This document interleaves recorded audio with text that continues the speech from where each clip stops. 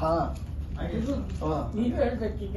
ಏನಾದ್ರು ಕ್ವೆಶ್ಚನ್ ಕೇಳಿದ್ರೆ ನಾನು ಕಾಯ್ತಾ ಇದು ಸ್ಟೋರಿ ಹೇಳ್ದಾಗ ಏನಾದ್ರು ಪ್ರಿಪೇರ್ ಮಾಡ್ಕೋಬೇಕು ಅಂತಿತ್ತ ಆಲ್ರೆಡಿ ಮೆಂಟಲಿ ಪ್ರಿಪೇರ್ ಆಗಿದೆ ಬೇರೆ ತರ ಅಂದ್ರೆ ಕ್ಯಾಮ್ರಾ ಇರ್ತದೆ ಅಂದ್ರೆ ಜನರಲ್ ಆಗಿ ನಾನು ಸಿನಿಮಾಗೆ ಬರ್ಬೇಕು ಅನ್ಕೊಂಡಾಗಿಂದಾನು ನಾನು ಪ್ರಿಪರೇಷನ್ ಶುರು ಮಾಡಿದ್ದೆ.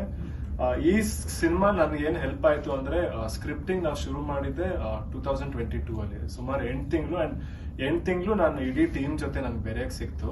ಸೊ ಸ್ಕ್ರಿಪ್ಟ್ ಡೆವಲಪ್ ಆದಂಗೆ ನನ್ಗೂನು ಅಲ್ಲಲ್ಲಿ ಕ್ಯಾರೆಕ್ಟರ್ ಬಗ್ಗೆ ಅರ್ಥ ಆಗೋ ಚಾನ್ಸ್ ಸಿಕ್ತು ಅಂಡ್ ಸೀನ್ಸ್ ಡೆವಲಪ್ ಆಗಿ ಡೈಲಾಗ್ಸ್ ಡೆವಲಪ್ ಆದಾಗ ಅಲ್ಲಲ್ಲೇ ಪ್ರಾಕ್ಟೀಸ್ ಮಾಡೋಕ್ಕೂ ಶುರು ಮಾಡಿದ್ವಿ. ಯಾಕಂದ್ರೆ ನಾನು ಫಸ್ಟ್ ಟೈಮ್ ಕ್ಯಾಮ್ರಾ ಫೇಸ್ ಮಾಡ್ತಿರೋದು. ಸೊ ಸರ್ ಮತ್ತೆ ಇಡೀ ಟೀಮ್ ಅಲ್ಲಿ ಗೌತಮ್, ಅರುಣ್ ಅವರೆಲ್ಲ ಇದ್ರು.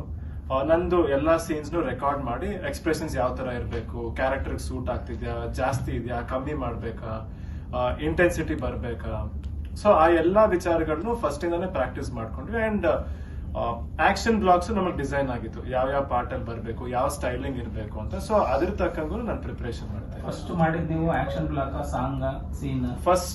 ಫಸ್ಟ್ ಶೂಟ್ ನಾವು ಶುರು ಮಾಡಿದ್ದೆ ಆಕ್ಷನ್ ಇಂದ. ಆಕ್ಷನ್ ನಂದು ಫಸ್ಟ್ ಶಾರ್ಟ್ ಇದ್ದಿದೆ ನಾನು ಓಡೋ ಶಾರ್ಟ್ ಇಂದಾನೆ ಶುರು ಮಾಡಿದ್ದು. ಅದು